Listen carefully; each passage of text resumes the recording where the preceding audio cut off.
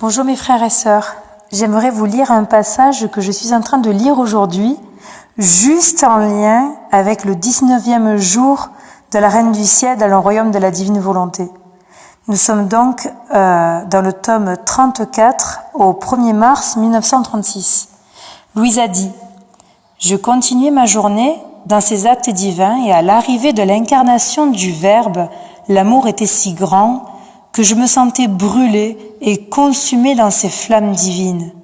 Et Jésus, mon très grand bien, noyé dans ces flammes d'amour, me dit » Alors écoutez bien parce que j'ai trouvé ce texte magnifique, mais vraiment magnifique, et je crois qu'il nous fait à peine réaliser la puissance d'un acte accompli dans la divine volonté.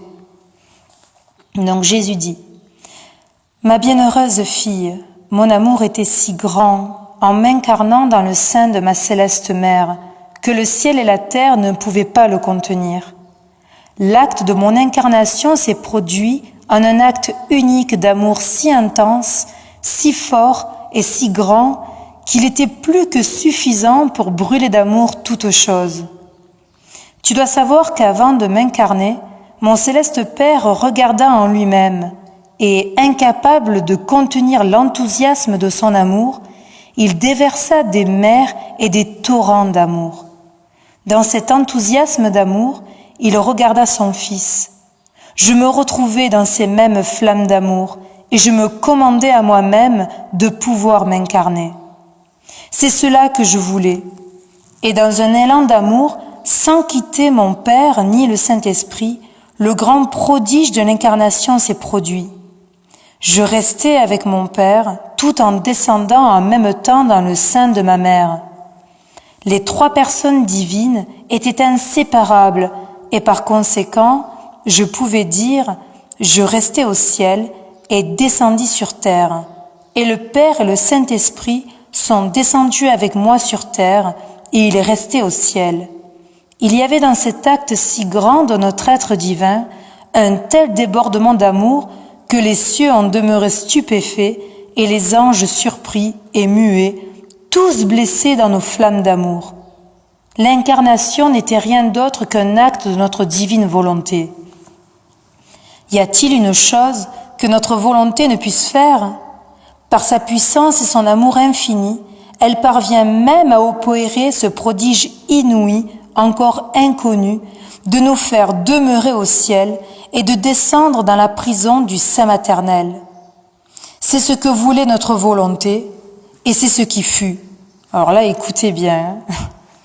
Ma fille, chaque fois que l'âme veut faire notre volonté, mon Père céleste regarde premièrement en lui-même, appelle en conseil la sacro-sainte Trinité, afin de remplir cet acte de notre volonté de tous les biens possibles et imaginables. Il a fait ensuite sortir de lui-même et fait investir la créature par cette volonté agissante, communicante et transformante, et tout comme dans l'incarnation, les trois personnes divines sont restées au ciel et descendues dans le sein de la Vierge Immaculée. Ma volonté, par sa puissance, transporte avec elle dans son acte coopératif la divine Trinité dans la créature, tout en la laissant au ciel, et elle forme alors dans la volonté humaine son acte divin. Non mais vous vous rendez compte du coup l'analogie que le Seigneur est en train de nous faire par rapport à l'acte fait dans la volonté, un acte de la divine volonté, cette analogie entre l'incarnation et la puissance d'un acte accompli dans la divine volonté. Et le Seigneur continue. Qui pourra dire les merveilles encloses dans cet acte de notre volonté ? Notre amour s'élève et se diffuse au point de ne plus trouver où se mettre. Et lorsqu'il a tout rempli, il se retire à notre source et notre sainteté se sent honorée par l'acte divin de notre volonté à l'œuvre dans la créature. Et elle se répand en grâce surprenante afin de communiquer sa sainteté à toutes les créatures. Ce sont des prodiges inimaginables que ma volonté accomplit lorsque la créature l'appelle à travailler en elle. Par conséquent, fais tout disparaître dans ma volonté.